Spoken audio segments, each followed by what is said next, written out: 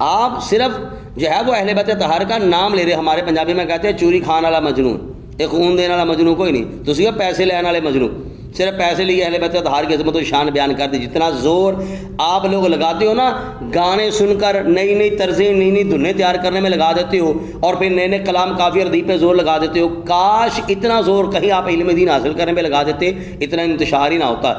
دوسرے نمبر پر آپ کو پتہ نہیں میں کیا پڑھ رہا ہوں, یہ واقعی صحیح کہا ہے. دونوں باتیں اس کی بالکل ٹھیک ہیں. یعنی کہ جو بندہ 80 ہزار روپیہ 70 ہزار روپیہ لاکھ روپیہ لے کر اہل بیت اطہار کی عظمت و شان بیان کرے, اس کو کیا لگے قرآن نے کیا بیان کیا ہے, اس کو کیا لگے اہل سنت والجماعت کے عقائد و نظریات کیا ہے, اس کے سامنے تو 80 ہزار روپیہ لاکھ روپیہ.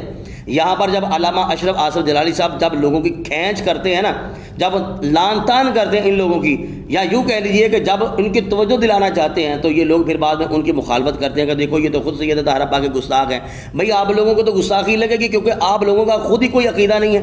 لیکن آج کے اس دور میں جس نتیجے پر میں پہنچا ہوں, یقین کیجئے جو بندہ اہل بیت اطہار کا نام لے کر جتنی بڑی کھچ مارے گا, تصور کیا جاتا ہے کہ یہ اتنا ہی بڑا عاشق اہل بیت ہے. اور یاد رکھیے گا یہ جتنے بھی جعلی قسم کے ہیں, ان کو آج تک اتنی توفیق ہی نہیں ہوئی کہ جو یہ کلام لکھتے ہیں کسی مستند سنی عالم دین کے پاس چلے جائیں. بہترین طریقہ یہ ہے کہ ان کے پاس جا کر کہیں کہ جناب یہ ہم نے نیا کلام لکھا ہے, مجھے بتائیے, ہماری اصلاح کر دیں, کیا یہ صحیح ہے. سیاق و سباق ان کے سامنے رکھیں, وہ اصلاح کر دیں گے. بسم اللہ الرحمن الرحیم. السلام علیکم ورحمۃ اللہ وبرکاتہ. ناظرین, احمد علی حاکم یقیناً آپ جانتے ہوں گے, نعت گو شاعر ہے, خود لکھتا ہے, خود پڑھتا ہے. اس کا ایک چھوٹا سا ویڈیو کلپ آپ حضرات کے سامنے رکھنے جا رہا ہوں. ایک محفل پاک میں یہ سیدہ زہرا پاک رضی اللہ تعالی عنہا کی عظمت و شان بیان کرتے ہوئے اس بندے نے ایک ایسا شعر پڑھ دیا کہ یوں کہہ لیجیے کہ کھلم کھلا اس بندے نے عقائد و نظریات اہل سنت پہ حملہ کیا. سٹیج ہمارا, لوگ ہمارے, پیسے ہمارے, اور پروموٹ کس کو کیا جا رہا ہے, روافظ کو. سپورٹ کس کو کیا جا رہا ہے, روافظ کو. عقائد و نظریات کن کے بیان کیے جا رہے ہیں, جو روافظ کے ہیں. میں یہاں پر صرف ایک مزید بات عرض کر کے اس کا ویڈیو کلپ آپ حضرات کے سامنے رکھوں گا. قرآن کریم نے بیان کیا ہے یضل بہ کثیرا ویہدی بہ کثیرا, کہ کچھ لوگ ہیں جو قرآن پڑھنے والے ہدایت یافتہ ہو جائیں گے, کچھ قرآن پڑھنے والے فاسقوں میں شامل ہو جائیں گے. یعنی کہ سارے قرآن پڑھنے والے لازم نہیں ہیں ہدایت یافتہ ہو جائیں. تو جب سارے قرآن پڑھنے والے ہدایت یافتہ نہیں ہو سکتے, تو اہل بیت اطہار کی عظمت و شان بیان کرنے والے یہ لازم تو نہیں ہے کہ سارے ہدایت یافتہ ہو جائیں. جو دل دماغ منہ میں آتا ہے یہ کافی اردی ملانے کی کوشش کرتے ہیں, لکھ کر جو ہے وہ قوم کے سامنے رکھ دیتے ہیں, جبکہ وہ عقائد و نظریات اہل سنت کے بالکل خلاف ہوتے ہیں, شریعت سے ٹکرا رہے ہوتے ہیں. تو آئیے سب سے پہلے آپ ذرا شعر سن لیجئے گا احمد علی حاکم صاحب نے کیا پڑھا ہے, کس انداز میں پڑھا ہے, پھر اس پر ہم انشاءاللہ تعالی گفتگو کریں گے. آپ حضرات سے میں گزارش کروں گا کہ آپ احباب بالکل آپ جو ہے وہ دیانتداری کے ساتھ اپنی رائے کا اظہار جو ہے وہ کمنٹ باکس میں ضرور کیجیے گا. لیکن ان کی ویڈیو دیکھنے کے بعد جو میں آگے ایک دو چیزیں عرض کرنے جا رہا ہوں اس کو آپ نے ضرور سننا ہے, تاکہ آپ کو اندازہ ہو جائے کہ یہ لوگ جو ہیں کس طریقے سے اہل سنت و جماعت میں انتشار پیدا کر رہے ہیں. باقی بات انشاءاللہ تعالی بعد میں کریں گے, پہلے ویڈیو دیکھ لیں. زمین والے بیٹھ جائیں, فلک والے یار بیٹھ جاؤ, در زہرا سے کھاتے ہیں, تو کہنے دیجئے آرام سے بیٹھ جائیں, ہر بات آپ کے پاس پہنچے گا, بیٹھ جائیں. تو عالم کو اسی در سے ایک دو شخص پرچیاں کٹھی کر لیں, غذا تقسیم ہوتی ہے. ناظرین, آپ نے احمد علی حاکم کا یہ لکھا ہوا شعر اسی کی زبان سے سن لیا. اب یہ دیکھیے گا کہ اس بندے نے کتنی بڑی جسارت کی ہے. تھوڑا سا آپ غور کیجئے. کہتا ہے کہ زمین والے فلک والے در زہرا سے کھاتے ہیں. فلک والوں سے مراد کیا ہے, میرا سوال ہے احمد علی حاکم سے بھی, آپ سب سے بھی. یقیناً آپ یہی جواب دیں گے فلک والوں سے مراد فرشتے ہیں. اب مجھے دیانتداری سے بتائیے گا کیا فرشتے کھاتے ہیں؟ وہ تو کھانے پینے سے پاک ہے کیونکہ وہ نوری مخلوق ہے. ایک دوسرے نمبر پر جو خطرناک جملہ ہے وہ اس سے بھی زیادہ کیا ہے, دو عالم کو اسی در سے غذا تقسیم ہوتی ہے. معاذ اللہ. اب یہاں پر تھوڑا سا آپ فوکس کیجئے گا, دو عالم میں کون کون ہیں؟ فرشتے بھی آ گئے. دو عالم میں حضرت آدم علیہ السلام سے لے کر نبی پاک علیہ السلام تک تمام انبیاء مرسلین بھی آ گئے. اب یہ کیا کہہ رہا ہے کہ دو عالم کو اسی در سے غذا تقسیم ہوتی ہے. زیادہ مقام نبیوں کا ہوتا ہے یا غیر نبی کا ہوتا ہے؟ یقیناً نبیوں کا مقام زیادہ ہے, رسولوں کا مقام زیادہ ہے. ایک اصول ہے, جو چھوٹے ہیں وہ بڑوں سے لیتے ہیں.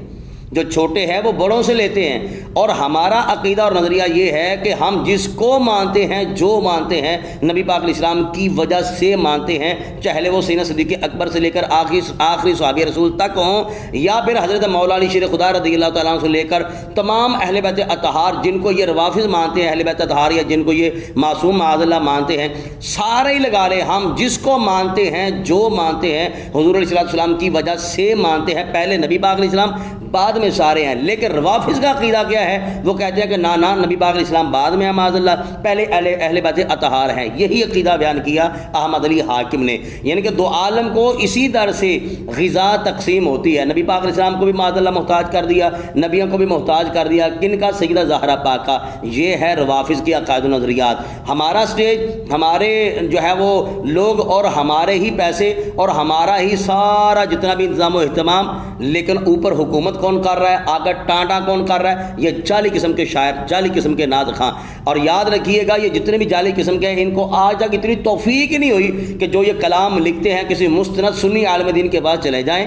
بہترین طریقہ یہ ہے کہ ان کے پاس جا کر کہیں کہ جناب یہ ہم نے نیا کلام لکھا ہے، مجھے بتائیے، ہماری اصلاح کر دیں، کیا یہ صحیح ہے؟ سیاق و سباق ان کے سامنے رکھیں، وہ اصلاح کر دیں گے۔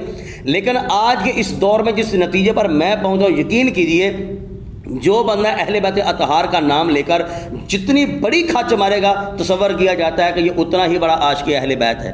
یہاں پر جب علامہ اشرف آصف جلالی صاحب جب لوگوں کی کھینچ کرتے ہیں نا، جب لان تان کرتے ہیں ان لوگوں کی، یا یوں کہہ لیجئے کہ جب ان کی توجہ دلانا چاہتے ہیں، تو یہ لوگ پھر بعد میں ان کی مخالفت کرتے ہیں کہ دیکھو یہ تو خود سید طاہرہ پاک کے گستاخ ہیں۔ بھئی آپ لوگوں کو تو گستاخی لگے گی، کیونکہ آپ لوگوں کا خود ہی کوئی عقیدہ نہیں ہے۔ آپ کا وہ عقیدہ بن چکا ہے جو روافض کا عقیدہ ہے، آپ کی وہ نظریات ہیں جو روافض کی عقائد و نظریات ہیں۔ الحمدللہ رب العالمین، ہم اہل بیت رسول کے بھی ماننے والے ہیں، صحابہ رسول کے بھی ماننے والے ہیں، لیکن ہم یہ کہتے ہیں اگر یہی، یہاں پر رک کر میں ایک بات کہنا چاہوں گا، اگر یہی کسی صحابی رسول کے بارے میں کہا جائے، ہم تب بھی ماننے کے لیے تیار نہیں۔ یعنی کہ یہ جو کہا نا دو عالم کو اسی در سے غذا تقسیم ہوتی ہے، اس سے مراد تو سیدہ زہرا پاک لیا گیا ہے نا۔ اگر اس سے مراد جناب سیدنا صدیق اکبر کی ذات ہو، یا حضرت عمر فاروق کی ذات ہو، یا کسی صحابی رسول کی ذات ہو، تب بھی ہم مخالفت کریں گے کہ نا جو سیدنا صدیق اکبر کا مقام ہے وہ وہی ہے۔ ہم اپنی طرف سے کوئی مقام نہیں دے سکتے۔ نبی پاک علیہ السلام پہلے ہیں، بعد میں سارے ہیں۔ لیکن جو احمد علی حاکم نے بیان کیا، ایک اس کا مزید اور چھوٹا سا کلپ آپ کو دکھانا چاہوں گا، یعنی کہ یہ دیکھیں جتنے بڑے جاہل ہیں، دعوے دیکھیں پھر کتنے بڑے ہیں، ادھر آپ سنیے گا۔ حضرت صاحب، میں ایڈا سستا نعت خواہ نہیں، آپ کیا سمجھتے ہیں؟ بیٹھ جائیں آپ۔ میں اختصار کر رہا ہوں، اس کا مطلب یہ نہیں کہ میں عام ہوں، مجھے نہ کسی روکا ہے، نہ میں نے رکنے کے لیے، میں نے خود کہا ہے۔ آپ کو پتہ ہی نہیں میں کیا پڑھ رہا ہوں، میں کیا سنا رہا ہوں۔ مدینہ جانا چاہتے ہیں، بی بی پاک کا ذکر ہے، کس منہ سے جائیں گے؟ آئے کہ ہم اس کے ذکر میں تمیز نہیں کی جس کے لیے آپ کھڑے ہو جاتے تھے۔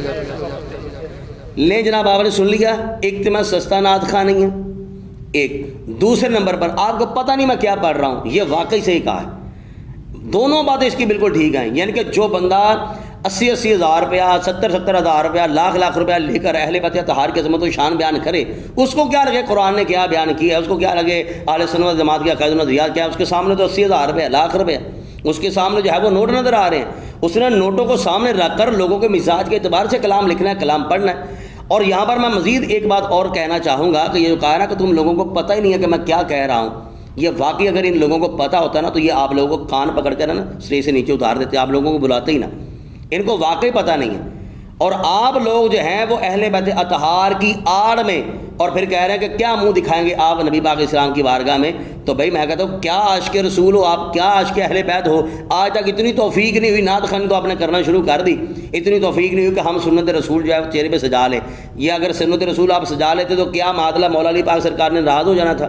سیدہ زہرا پاک نے معادلہ کیا ناراض ہو جانا تھا؟ کیا حضرت مولا امام حسن مجتبی مولا حضرت امام حسین پاک ناراض ہو جانا تھا؟ آپ صرف جو ہے وہ اہل بیت اطہار کا نام لے رہے، ہمارے پنجابی میں کہتے ہیں چوری کھان والا مجنون، ایک خون دینے والا مجنون کوئی نہیں، تو صرف پیسے لینے والے مجنون، صرف پیسے لیے اہل بیت اطہار کی عظمت و شان بیان کر دی۔ جتنا زور آپ لوگ لگاتے ہو نا گانے سن کر، نئی نئی طرزیں، نئی نئی دھنیں تیار کرنے میں لگا دیتے ہو، اور پھر نئے نئے کلام کافی اردیف پہ زور لگا دیتے ہو، کاش اتنا زور کہیں آپ علم دین حاصل کرنے میں لگا دیتے، اتنا انتشار ہی نہ ہوتا۔ ناظرین سے کہنا چاہوں گا کہ آپ اپنی رائے کا اظہار کمنٹ باکس میں ضرور کیجیے گا۔ السلام علیکم ورحمۃ اللہ وبرکاتہ۔